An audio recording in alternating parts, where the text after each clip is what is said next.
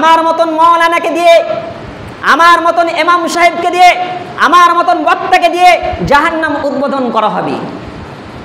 জাহান্নাম উদ্বোধন করা হবে। তার কারণ কি? আল্লাহ তাআলা ইমাম সাহেবকে ডাকবেন, সেই বক্তা সাহেবকে ডাকবেন, হুজুর সাহেবকে বলবেন, তোমাকে যে আমি নিয়ামত দান করেছিলাম, সেই নিয়ামত তুমি কি করেছিলে, সেই নিয়ামত অনুযায়ী তুমি কাজ করেছিলে। তখন সে ব্যক্তি বলবে, আল্লাহ, তোমার নিয়ামতের আমি শুকরিয়া আদায় করেছিলাম।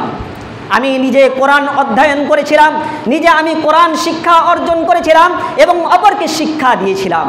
অপরকে আমি ভালো কাজের আদেশ করেছিলাম, মন্দ কাজের নিষেধ করেছিলাম। আমি রাত জেগে জেগে আমি কোরআন তেলাওয়াত করেছিলাম শুধুমাত্র তোমার সন্তুষ্টি করার জন্য, শুধুমাত্র তোমাকে রাজি করার জন্য। তখন আল্লাহ বলবেন, কাল্লা, কখনো নয়, হে অসম্ভব হতে পারে না। কাজ্জাব, তুমি মিথ্যা কথা বলছো, তুমি মিথ্যা কথা বলছো। তুমি এই জন্য তুমি শিক্ষা অর্জন করেছিলে, তুমি এই জন্য তুমি মাওলানা হয়েছিলে, তুমি এই জন্য তুমি কারি সাহেব হয়েছিলে, তুমি এই জন্য মুফতি সাহেব হয়েছিলে, তুমি এই জন্য হুজুর সাহেব হয়েছিলে, তুমি এই জন্য পীর সাহেব হয়েছিলে। মানুষের কাছ সুনাম নেওয়ার জন্য। মানুষ আমাকে বলবে, আহ, কত বড় মাওলানা সাহেব, কত বড় কারি সাহেব, কত সুন্দর গলা, তার কণ্ঠ কত সুন্দর, কি ওয়াজ করছে, কি বায়ান করছে। এই বায়ান করছে তুমি নাম কেনার জন্য, তুমি লোকের কাছে নাম কেনার জন্য তোমার এটা নিয়ত ছিল। অতএব তোমার দুনিয়াতে মানুষ নাম করেছে, তোমার দুনিয়াতে তোমার প্রাপ্য বুঝিয়ে দেওয়া হয়েছে, এইখানে তোমার কোনো জায়গা নেই।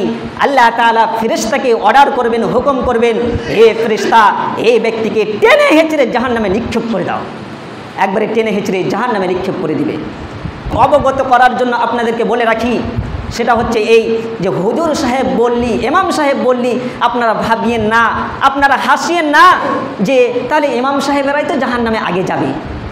তবে এখানে আপনাকে জানতে হবে, হুজুর সাহেবকে দিয়েই জাহান্নাম উদ্বোধন করা হবে ঠিক, কিন্তু আপনাকে জানতে হবে সব হুজুর হুজুর নয়, সব ইমাম ইমাম নয়, সব মাওলানা নয়, সব মুফতি নয়।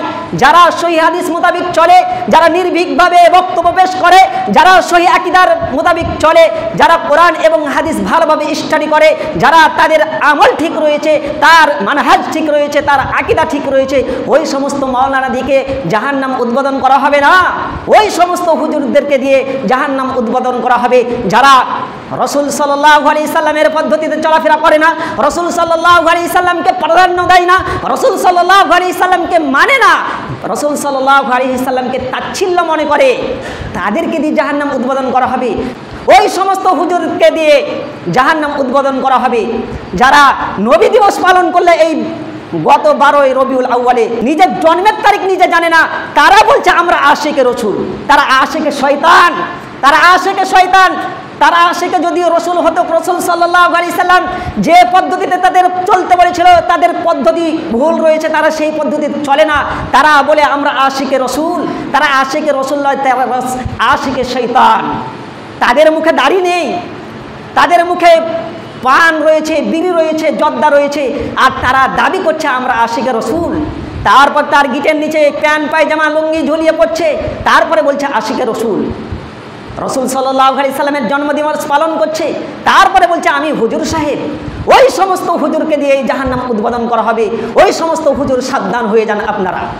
ওই সমস্ত বক্তাদেরকে দিয়ে জাহান্নাম উদ্বোধন করা হবে যারা বক্তার মঞ্চকে আলতু ফালতু গিয়ে সময়টাকে অতিবাহিত করে দিচ্ছে।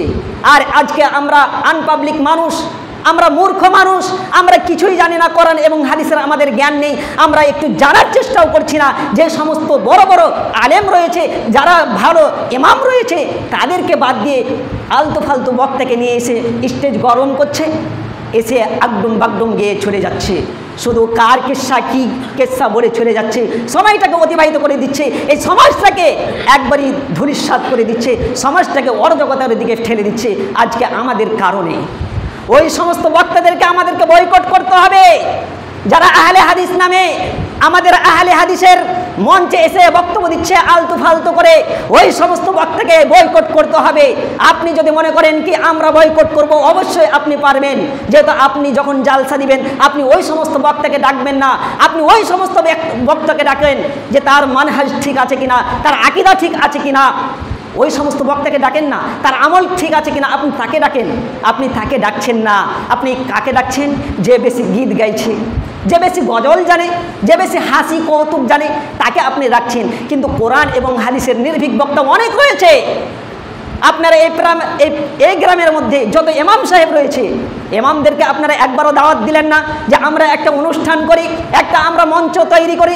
ইমামদেরকে আপনারা যখন মাসের শেষে 10,000 টাকা আপনি দিচ্ছেন, তখন আপনার চোখটা ছাড়া বড় হয়ে যাচ্ছে, চোখটা বড় বড় হয়ে যাচ্ছে যে ইমাম সাহেব 10,000 টাকা পেয়ে নিল। আর কুটেকার গুটকাখোর বক্তাকে ডেকে নিয়ে হাসি কৌতুক করে ওই সমস্ত বক্তাকে 1 ঘন্টা বক্তব্য না দিয়েছে, কোরআন এবং হাদিসের একটা কথা বলেছে, আপনি একটাও কিছু শিক্ষা পাননি, তারপরে আপনি কি করছেন? তাকে খুশি হয়ে 20,000 টাকা দিয়ে দিচ্ছেন। তখন আপনার বুকে ব্যথা লাগছে না, তখন আপনার কিছু হচ্ছে না। ওই সমস্ত আলেমদেরকে বয়কট করতে হবে, ওই সমস্ত বক্তাদেরকে বয়কট করতে হবে। যেটা বলছিলাম, আল্লাহ রাব্বুল আলামিন জাহান্নাম উদ্বোধন করবে ওই সমস্ত বক্তাদেরকে দিয়ে, ওই সমস্ত আলেমকে দিয়ে যারা রাসূল সাল্লাল্লাহু আলাইহি সাল্লামের পদ্ধতিতে জীবনযাপন করে না। ওই সমস্ত আলেম আপনি সাবধান হয়ে যান, ওই সমস্ত বক্তা আপনি সাবধান হয়ে যান। আপনার জন্য জাহান্নাম রেডি হয়ে আছেন, আপনি মরেন, শুধু মরলে আপনাকে ঢুকিয়ে দিবে ইনশাআল্লাহ।